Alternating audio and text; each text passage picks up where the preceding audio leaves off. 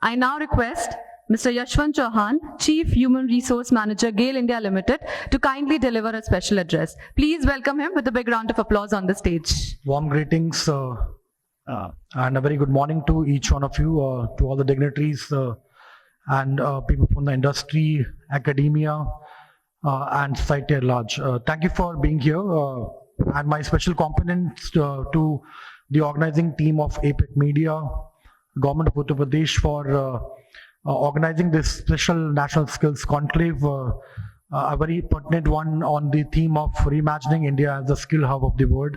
It is indeed a very important and future-oriented, theme, which I hope will be able to, deliver justice to the larger challenges of the country. Well, as far as my background goes, I come from the background of people domain, which is from the HR. So from that perspective, I'll be sharing few thoughts which I feel that are very important, especially from the National Skills Conclave discussion perspective. First and foremost part is that skill is something which is very critical, not just for the individuals, but for the organizations as well. And we have seen that, various employers are, trying to evolve different talent strategies, which are helping the skilling framework in their organizations. So to make sure that, the skilling is taken in the right perspective, we have to ensure that the organizations are moving towards the skill-based organizations, wherein you are able to, kind of identify the skills that are actually very critical for the organization, and also, develop strategies for enabling the learning ecosystem around that. So that is something which is very important for the organization. And similarly, on the same front, you can also create the hubs of the skilling in the sectoral level as well. In our oil and gas and industry and in the energy industry at large, we are already having the skill development institutes which are collaborated by various companies in the sector, and these are being managed very effectively to address the larger challenges of the energy sector as well. So all these different skill development institutes are focusing not just on the skilling. I would like to highlight not just on the skilling, but also on the preparation of entrepreneurial culture in the country.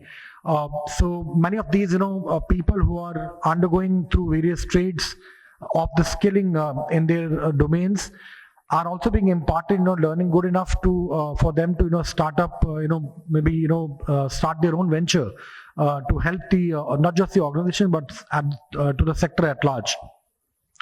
So this is the part from the employers, I would say, organizational side. But I think, while we talk about skilling, skilling is one aspect of it. Skilling is only your ability to do a particular task.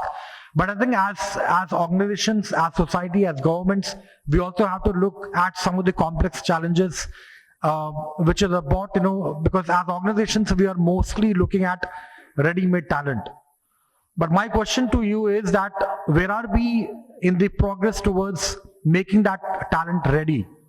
So I think that is what we need to really look deeper into, and that is why exactly the forums like these, National Skills Conclave or various industry bodies, they have to play the larger part of collaborating with each other. Whether we talk about the academia or we talk about the industry, they have to come together to forge that collaborative relationship, so that we are able to not just make the talent ready, but make the talent future ready. I think that's very critical, because when we talk about the future ready talent, we all know that over a period of time, because of the technological advances, we have a lot of disruption which is already happening on the front of artificial intelligence adoption, robotics.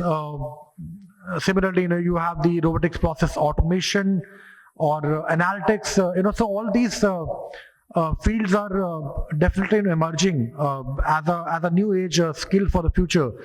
But I think, apart from the technical aspect of it, we also have to look into the human-centric skills for the future, which are going to be, about your resilience, building, skilling, your creativity, problem solving, critical thinking. These are also the aspects, which are really going to be important, because as the technology evolves, the mundane tasks of routine nature, which are routine in nature, are going to be eliminated. Or maybe I would, if I can say that, they are going to be supported by the new technologies, which will free a lot of your time. But it will also help you to not just make your decision making faster, but at the same time it will also help you to become a better decision maker. So when we talk about AI, especially in the context of scaling, I think AI is there to just enable you to make your process faster, make your process better, make you a better decision maker. But AI is not the authority, and hence you as an individual has a larger role to play when to to make that choice of making the decision in the larger benefit of the people. I think that's very important to understand, because AI also not designed by some alien people. They are also designed by human, and it also has those prejudices and other ethical frameworks, challenges in place. So as I think future leaders, you need to also utilize the technology in the most ethical manner, in the most productive manner, and in the most I would say better way, which will help you to make your entire process efficient, effective, but at the same time enables you to take decisions which are in the larger interest of people. So thank you so much for the opportunity. I'll be very happy to answer any questions which are there, or we can also take it forward post the discussion. All right. Thank you so much. Thank you so much. And I'm wishing you all the very best for the day's proceedings. Thank you. Thank you, sir. Thanks a lot for giving us a perspective from an industry kind of point of view.